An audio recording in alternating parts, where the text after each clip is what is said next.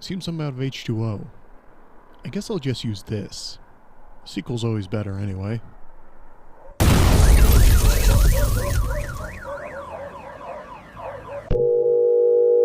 Art is hard, isn't it? It seems pretty daunting to look at as a beginner. You gotta remember all these principles and theories before you can even start, right? Then you have to do them all at once to even hope to be considered a good artist. So what's the point? Might as well just give up and work as a wage slave for the rest of your life. Well, let's be real. That's a little too pessimistic for my taste. We all have these kind of struggles as prospective artists. Whether that be struggling to make a song as a musician or burning yourself out drawing the same formless Tumblr blobs over and over again. There are good ways to start challenging yourself in a positive way without grinding yourself into dust with these Herculean tasks. Instead, we need to adopt a Sisyphean mindset. In general, I see most folks attempting to do everything in a project all at once.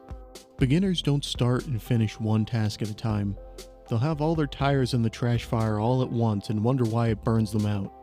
We're spinning too many plates at the same time. The important thing to remember is that if we're trying to fly to the moon, we should probably try putting our pants on first. It seems that everyone wants to take a shortcut to success. I mean, hell, look at the AI excretions people try to pass off as art.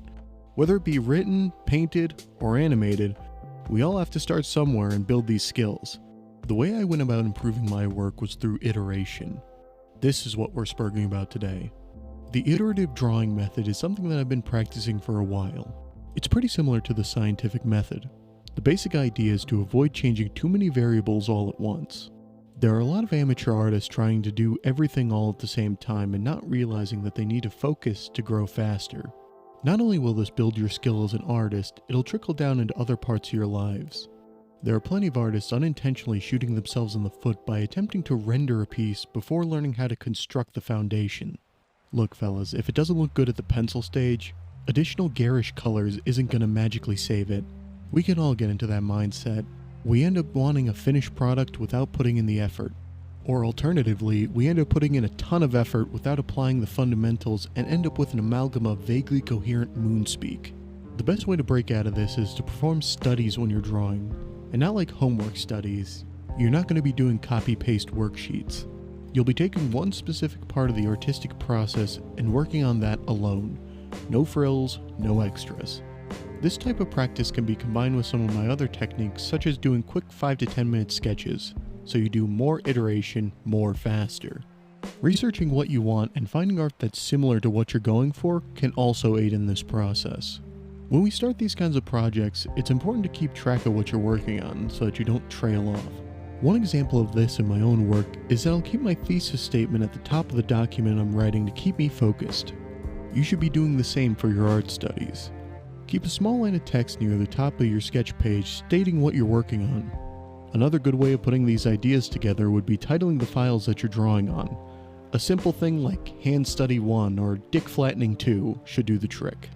All of this just keeps your goals at the forefront of your mind. Keeping yourself focused when studying is going to help you in the long run, especially when you start to take on larger projects that don't have any guidance. So where does the iterative process push our work the most?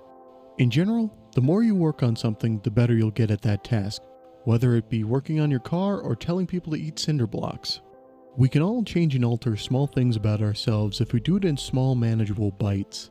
Crossing these gaps is difficult because we're too focused on the end product and not the immediate small improvements we can fix right now.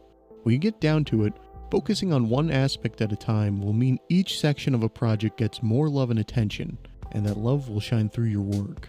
So why does iteration help us improve? It seems pretty obvious, but maybe not so much. You have to be very deliberate when you're trying to improve and iterate. You can't just draw the same thing over and over and expect to get better. That's almost as bad as trying to do everything all at once. You have to know what variables you're changing. Just like the scientific method, you need to have a reason as to what you're changing and why you're altering it. Throwing shit at the wall only ends with you cleaning shit. You have full control on what you make, so you should be deliberate in what you do. Coda, it could have been worse. Oh yeah? How could it have been any worse? I don't think the fire has spread to my thorium reactor yet. The what?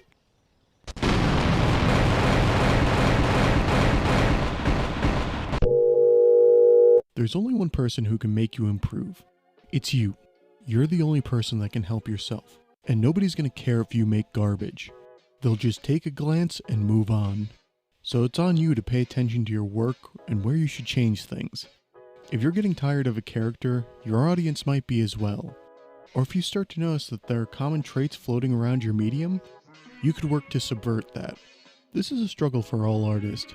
Keeping yourself accountable for your own improvement is an important aspect of this kind of practice.